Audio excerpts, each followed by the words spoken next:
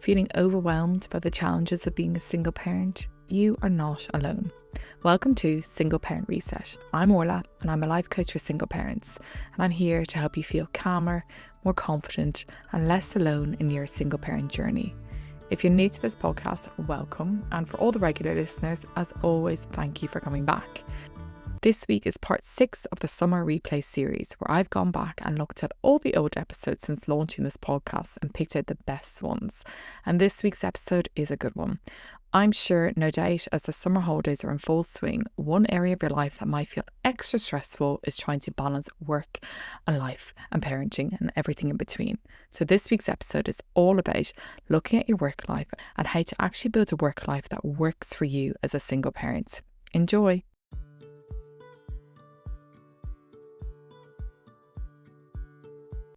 Do you feel stuck in a work-life rut? Are you juggling work, parenting and household responsibilities while feeling overwhelmed and unfulfilled? In today's episode, we'll explore strategies to help you gain the clarity on what truly matters for you in your career. We'll delve into powerful questions to uncover your values, priorities and ideal work-life balance. I'm going to guide you through a process of self-reflection to identify areas for improvement and develop a plan to create a more fulfilling and sustainable work-life balance as a single parent. For single parents, balancing work, parenting and running a household on one income can seem like an impossible task.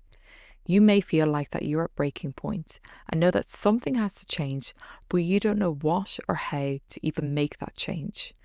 It could be that you feel guilty because you do not get to spend enough time with your kids, or when you do, you're just absolutely exhausted from work.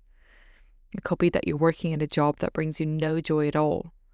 Or you could be feeling undervalued at work, that no one truly understands you and your family situation. Or maybe you're finding every month you're struggling to make ends meet until payday. When we spend the majority of our time working, to be in a job or a career that is not right for you and your family's needs can be incredibly stressful. But no matter what your situation, there are actions you can take to improve your work life so that the drudge of work does not weigh so heavy on you. In this episode, I'm going to lay out the steps you can take to gain more clarity on your work situation, figure out what is important to you and what steps you can take to get closer to your ideal work-life balance.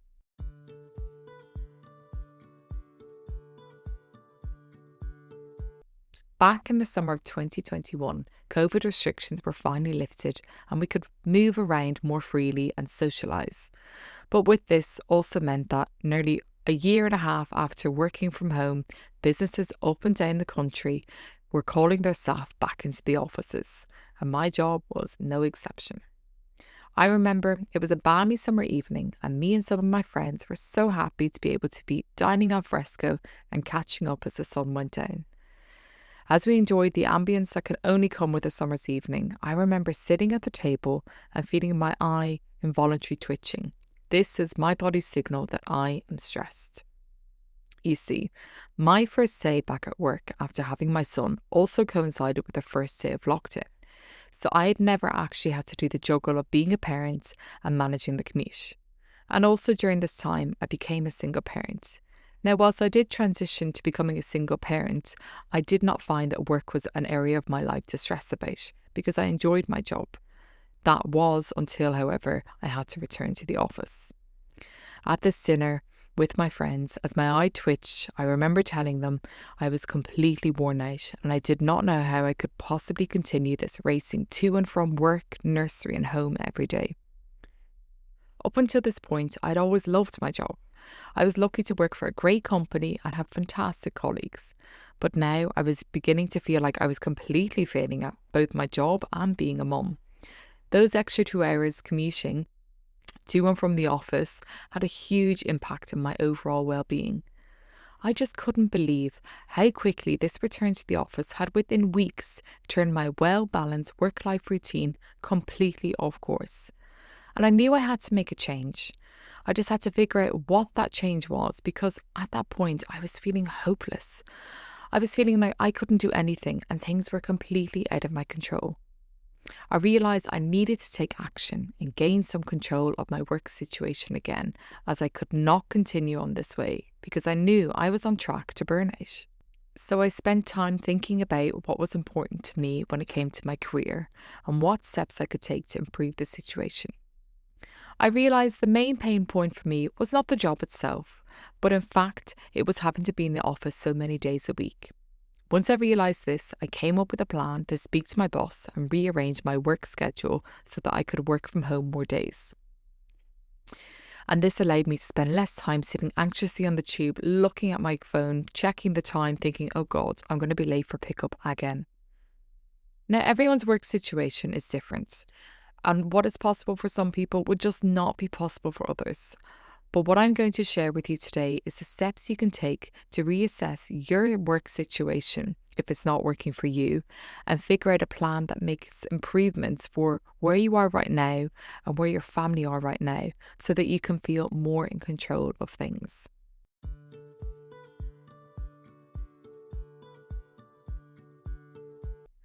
Unfortunately, the current workplace landscape is just not as easy for diverse family setups, with many single parents reporting having faced discrimination. A study by Single Parents' Rights found that almost 90% of single parents report a lack of flexible working and affordable childcare as key barriers to entering the workplace. I'm very passionate about this, and I want all workplaces to be inclusive for single parents so that the barriers to working the job they want in a way that fits for their family needs is accessible. However, in the meantime, whilst we wait for that shift to happen, let's look at what you can do today to bring a sense of fulfillment to the work you do, knowing that is aligned to you and your family's needs at this time, no matter what that may be for you.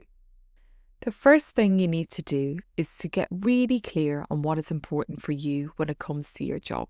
Find out what is your real driver for being there and what your ideal outcome for work is.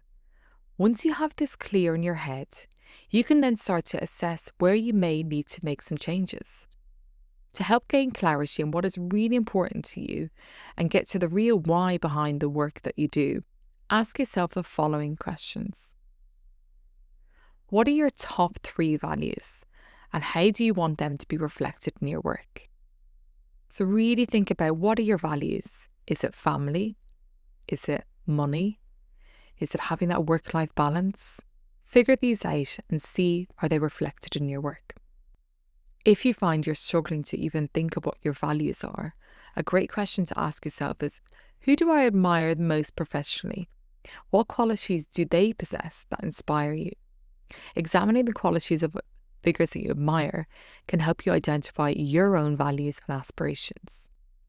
Another question is, what does success look like to you in your career?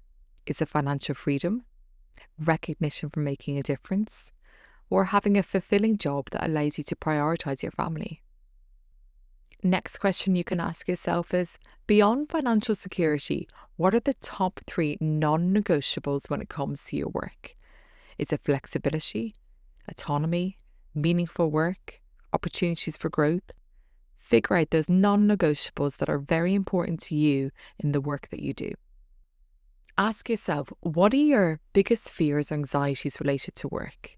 Is it job security, burnout, or not having enough time with your children? What are your worries around work? This can help you understand what's important to you about work. Looking more holistically at things, ask yourself, what are your long-term goals and how do they align with your personal and family goals? And finally, one question that I always like to ask is, if money and time were no object, what work would you be doing? This helps you identify any hidden passions and any untapped potential you have.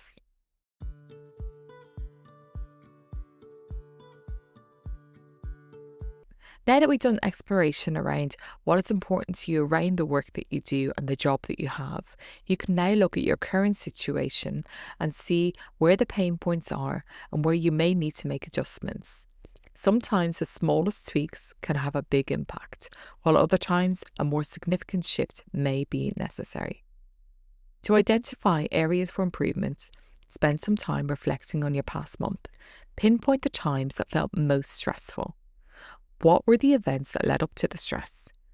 Was this stress in any way related to your job? Are there any clear patterns you can identify? Once you've identified the stressors, you can then come up with specific changes you can implement to alleviate them and bring you closer to the ideal work-life balance you're striving for. So, for example, if getting to the peak of your career is important to you, but you find yourself guilty for missing time with your children, make sure you are scheduling in dedicated time, quality time with your children each day. Minimize distractions during this time so that you are not looking at your phone and you are present with your children. If prioritizing time with your children is what is the most important thing to you, but you find yourself demotivated working in a part-time role that does not match your skill set, perhaps you can research and apply for other jobs that are better suited to your skills, or network with other parents in similar situations for support and advice. If money really is the most important thing to you, but you are still struggling to make ends meet, create a realistic budget and identify areas for cost cutting. And also check out Gingerbread. This is the go-to place to see the many resources available there to single parents who are struggling financially. By having a clear understanding of your why and taking proactive steps to address your work-life challenges, you can create a more fulfilling and sustainable work-life balance that supports both your career goals and your role as a single parent.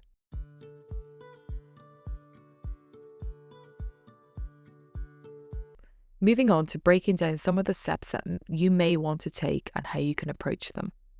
So first of all, if you decide that you in fact don't need to change your job, but maybe a conversation with your current employer around flexibility is needed, it's crucial you approach this discussion with confidence and clarity. When I had the conversation with my previous employer around working from home, I put in a lot of effort into the preparation to ensure I got the outcome I wanted. So here are 5 tips to help you prepare and make a strong case when you have that conversation. 1. Highlight your achievements. Clearly outline your successes and the value you bring to the team.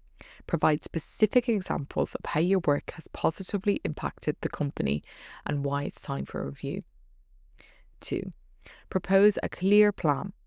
Come to the conversation with a detailed proposal that includes your desired pay increases or changing to work patterns, whatever it is you're asking for, and be specific about what you need and how it will improve your work-life balance. 3. Emphasize the mutual benefits. Show how your proposed changes will not only benefit you but also the company, whether it's increased productivity, enhanced work quality, or greater job satisfaction. Highlight how your plan aligns with the company's goals. 4. Be willing to negotiate. Enter the conversation with an open mind and be ready to discuss different options. Whether it's pay increase, flexible hours, or remote work, be prepared to explore various solutions that could work for both you and your employer. And practice your pitch is my last point. Rehearse your conversation to build confidence and ensure that you're clear and concise. Practicing in advance will help you stay focused and articulate during the actual discussion. Handling important work conversations can be challenging, but with these tips, you'll be well prepared to navigate them successfully. If, in fact, you realise that it's time to search for a new job, before you start the search, write down what are your deal breakers and make sure you stick to them. These are what are most important to you, so do not let them fall by the wayside and get swayed by a shiny new job. Trust me, you want to stick to these deal breakers. I have fallen into the trap of seeing a shiny new job and running away and taking it and not sticking to my deal breakers. My deal breaker at the time was only 1 day a week in the office. This new job that came along, the pay was a lot better than my previous job. However, it required 2 days a week in the office.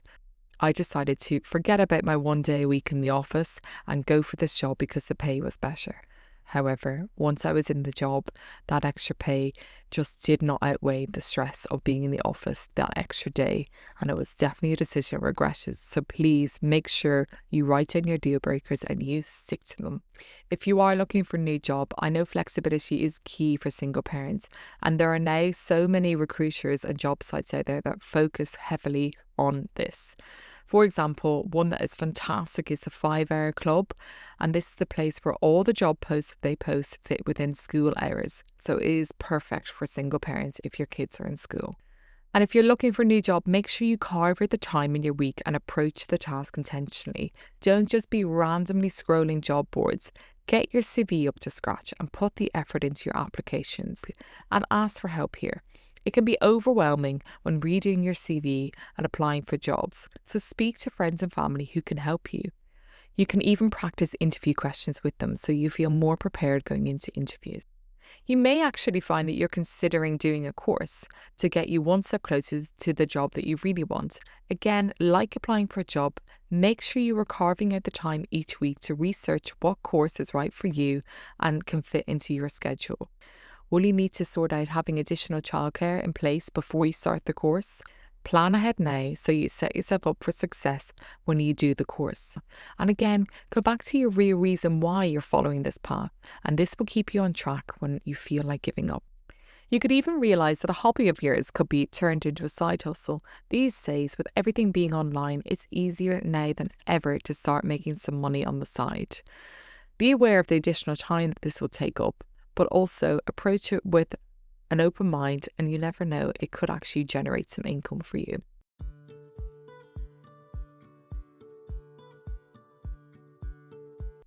I've just given a few examples there. There are so many different routes of finding a work-life balance that works for you.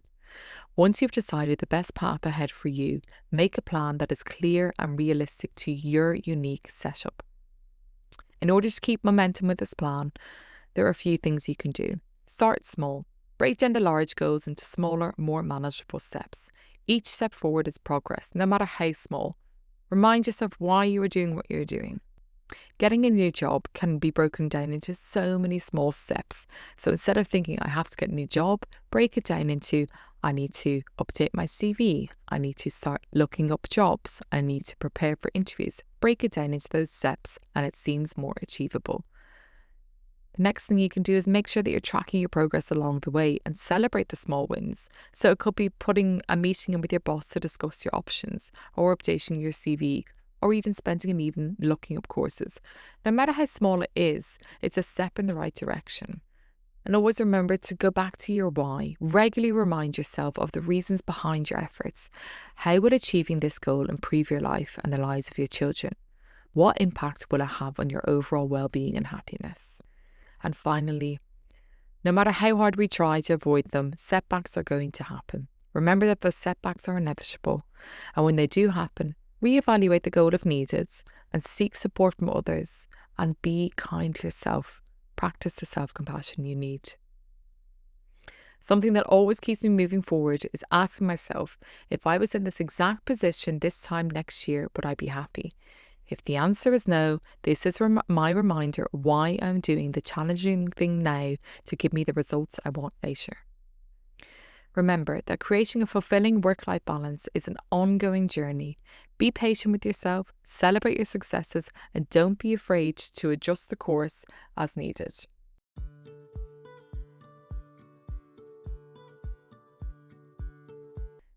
Getting work to work as a single parent can be a challenge, and everyone's situation is unique and constantly evolving. I hope this episode has equipped you with the tools and insights to gain clarity on your work situation and take the steps towards creating a work-life balance that truly supports you and your family. What is the most important thing to you when it comes to your work life? Does your current working situation reflect that? If not, I challenge you to take one specific action today to move closer to your ideal work-life balance. This could be spending 15 minutes today reflecting on your top 3 non-negotiables when it comes to work. If you're interested in working with me one-to-one, please go to my website solacecoaching.com for further details. And don't forget to follow my Instagram page @solacecoaching for more insightful content on living a life to be proud of as a single parent. In next week's episode, I'm going to be covering how to be confident as a single parent and in your role as a single parent. Thank you so much for listening to this week's episode of Single Parents Reset. You've taken 15 minutes out of your day to do something for you, and that alone is a step in the right direction. And as always, if you have found this episode useful, please can you go ahead and rate, review and subscribe it on whatever platform you're listening to this on, and share it with a single parent you know today. I am more than sure that it's exactly what they need to hear this week. Even if you think they don't need it, it's probably something that's been running through their head for the last while.